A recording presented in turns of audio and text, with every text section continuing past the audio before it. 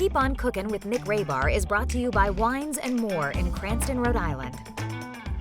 What's up, everybody? We're here on the east side of my Avenue N, Providence, to make one of my all-time favorite dishes, paella. So while there are certainly characteristics of paella that make it traditional, it's one of those dishes that have been done 1,000 different ways since the beginning of time. And while it may have originated in Valencia, Spain, today we're making it Rhode Island style. What makes us Rhode Island is the fact that we're using an abundance of fresh local seafood, such as these clams here from Narragansett, lobster and shrimp from right off our coasts, and this beautiful calamari that I've marinated with some chilies and citrus. So in this pan over a medium-high heat, we're gonna go in with some Spanish olive oil. And then we're gonna start with some sweet onions.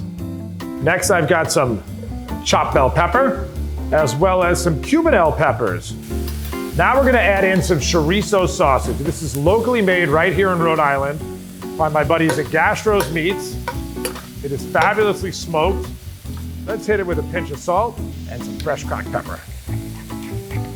Now, we're gonna let that saute for about 4 to 5 minutes. See, paella is about building flavors, little by little by little, and cooking things at certain times also. You can't throw everything in the pan. It doesn't work that way with this dish. All right, now let's hit it with some garlic. Important ingredient, but also important not to put it in too early because you don't want that garlic to burn before everything else is caramelized. All right, so now I've got a little tomato product here, which is simply just a little plain canned tomato, unseasoned, and that's gonna pincé this all together. It pulls all those ingredients together. Oh my goodness, that's incredible. All right, now that all of that is pulled together, we're gonna go in with the star of the show, the rice. I'm using an arborio rice here, and you can use literally any kind you want. So now what we're gonna do is we're gonna hit it with a little bit of broth. Oh, the crowd goes wild. What you want is about 2 parts broth to 1 part rice. We're gonna go in with a must-have. This is a paella must-have. This is saffron. Saffron is going to make that rice that beautiful signature yellow. Now, what we're gonna do is start to put in some of the seafood. So I've got this Point Judith calamari here. Mostly the tubes, but just a little bit of tentacles. Now is when we wanna go in with these beautiful Rhode Island clams. I'm gonna go in with about 8 little necks. So what we're gonna do here, and this is where it gets fun, is we're gonna put a lid on it, okay?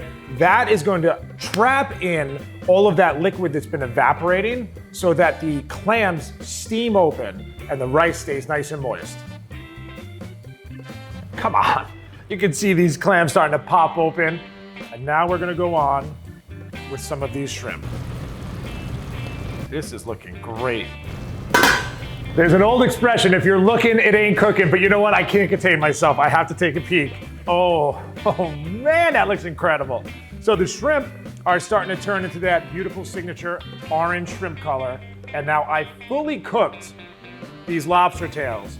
So we don't want to put them on too early or they're gonna get tough. But I'm gonna go in with some of these claws, gonna bury them right underneath, and then boom, put a lid on it. 2 more minutes. Oh man, everything is looking so good. Now here's an important step. It's a boring step, but it's still important. Put the lid on and turn it off. Okay, we're gonna let it rest because the rice is gonna carry over cook and all of those flavors are gonna come together beautifully and we're gonna be able to see that nice caramelization on the bottom. All right, so it's been resting. It's been carrying over. That steam has done its job. The clams are perfectly open, the shrimp is perfectly cooked, and the lobster has been reheated. Let's go to the bowls here.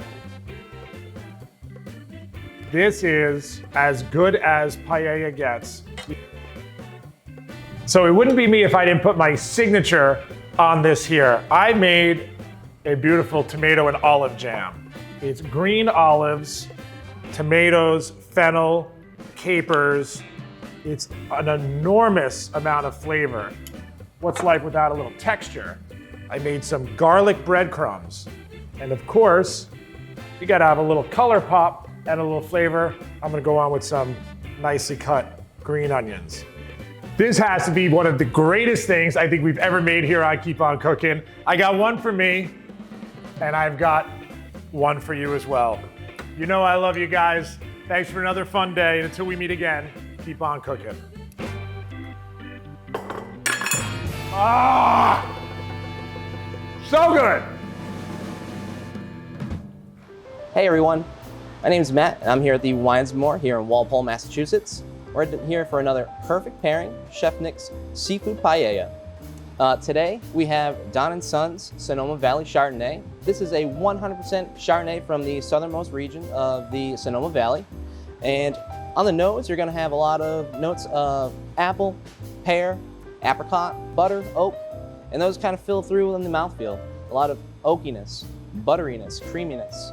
This is not a overly oaky or buttery Chardonnay, and this is going to pair well and bring all those flavors together in a wonderful, wonderful dish. A perfect send-off summer. So come on down to the Wines and More here in Walpole, Massachusetts. Try Don & Sons Chard yourself. Cheers.